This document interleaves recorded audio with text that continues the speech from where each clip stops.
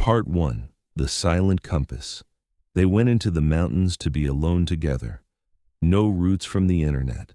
No plan for every hour. The boy carried a backpack. In the pocket of his jacket lay a compass. Old, heavy, scratched. His father once said, "The needle never lies. A person lies when he rushes."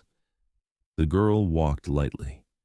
She knew how to stay silent in a way that did not press on you. From time to time, she touched tree bark, as if checking if it was real.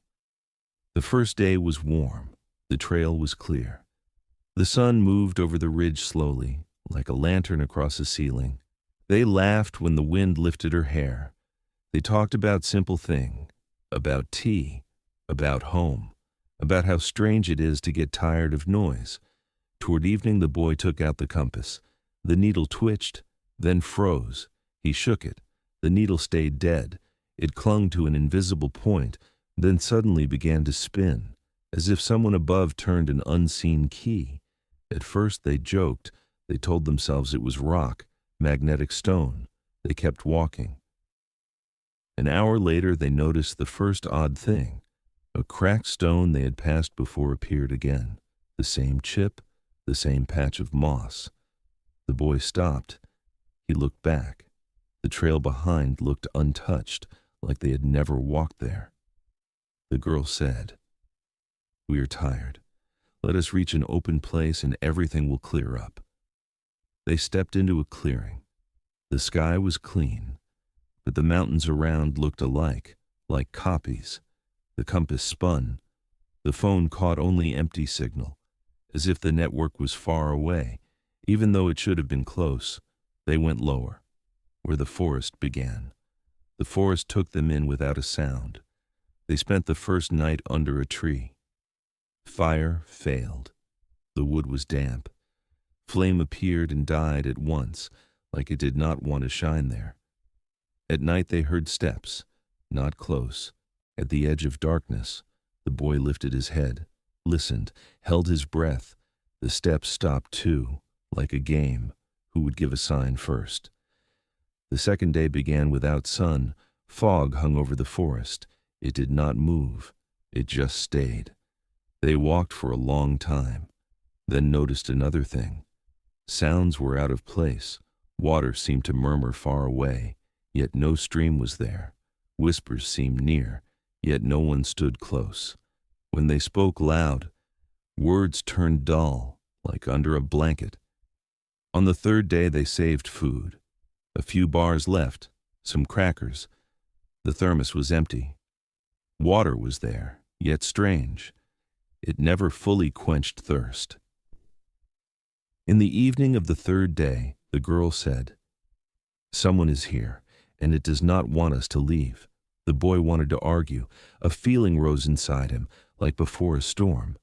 The sky stays quiet, yet inside everything tightens. The fourth day was the hardest. Food was almost gone. Their legs felt heavy. They walked slow and spoke little. The forest seemed to close in. Branches grabbed clothes. Moss underfoot was thick like a sponge. It swallowed steps. Then they saw a stone that should not have been there. Not a boulder, not a cliff. It looked like a piece of a mountain, tall, dark, smooth, in the middle of the forest. No slopes nearby, no landslides, nothing to explain it. An opening showed on its surface, like a mouth in stone, a cave. They stood before it for a long time. Fear was honest. It said one thing, "Do not enter." Cold and hunger were honest too. They said, "Either there or nowhere." The boy turned on a flashlight.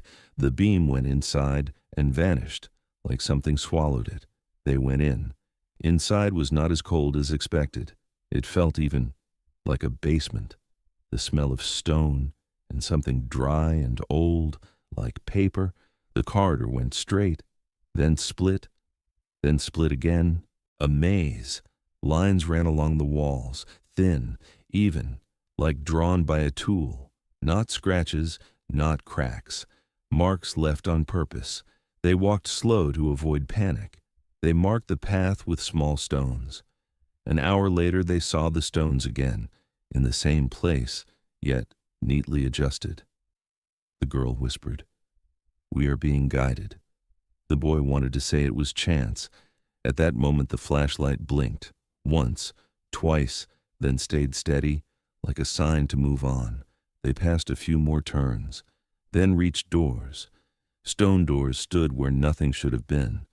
They did not lean on walls. They were part of the rock, yet shaped. No seam showed. Symbols covered them, like hieroglyphs. They changed when you blinked. The girl raised her hand. She did not touch. She only brought it close. The symbols lit blue. The light was not bright. It was deep, like water at night. Then they felt a question. Not words, meaning. Who are you? Why are you here? What do you carry inside when the road is gone?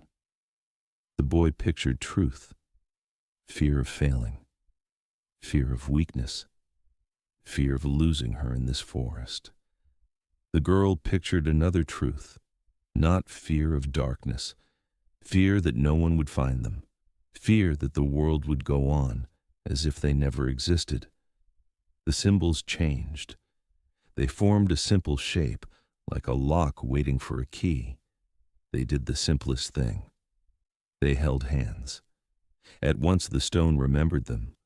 Blue lines ran across the doors, like cracks of light. The doors opened without sound, no creak, no friction.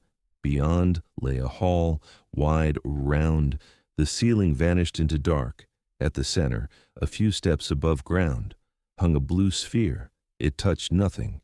It did not sway, as if held by an unseen thread. Light inside moved slowly, like breathing, like thought. They came closer. Sound vanished, not silence. It felt like the world switched off. Even the heart seemed quieter. The girl whispered. She did not hear her own voice. The boy stepped closer. The first touch appeared in his head.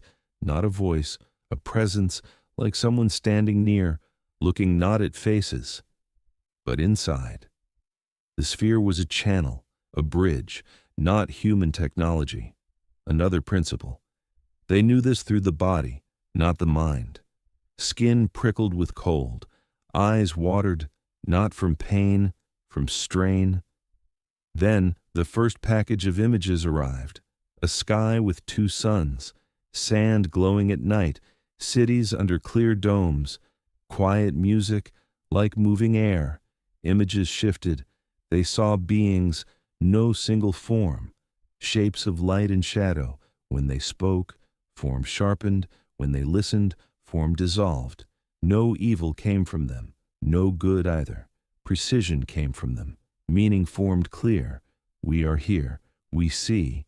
We waited. The girl felt no fear. Something else rose, like an answer, to a question she never shaped. The boy asked in thought, "Who are you?"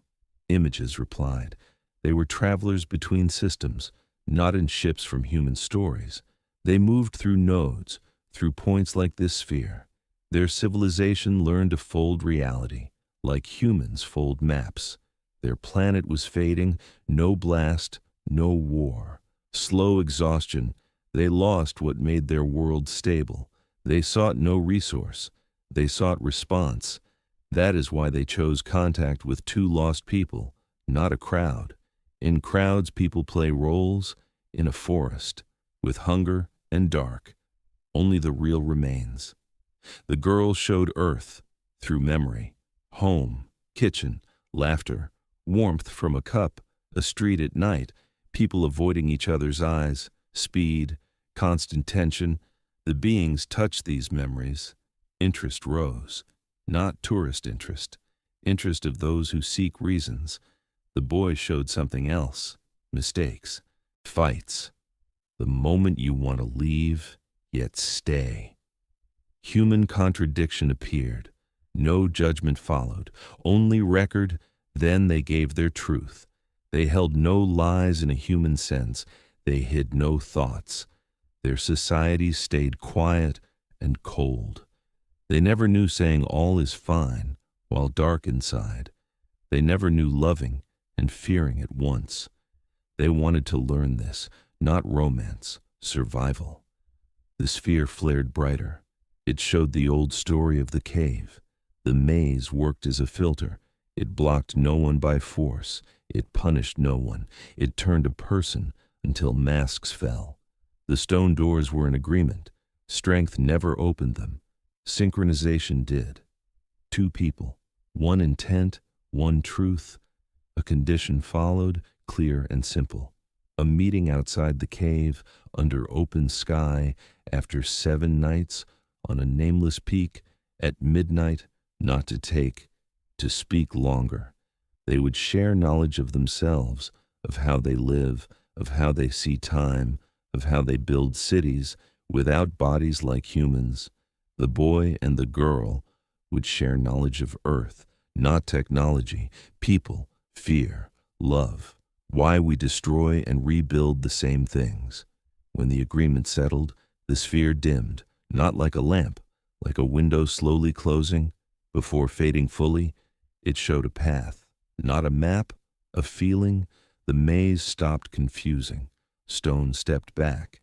Steps grew light. They left the cave in the morning. The forest looked changed. Colors felt returned. The compass worked again. The needle stood straight, like nothing happened. They stayed silent for a long time, not from lack of words. Words felt fragile. They walked. They counted nights, 7 nights, and a nameless mountain.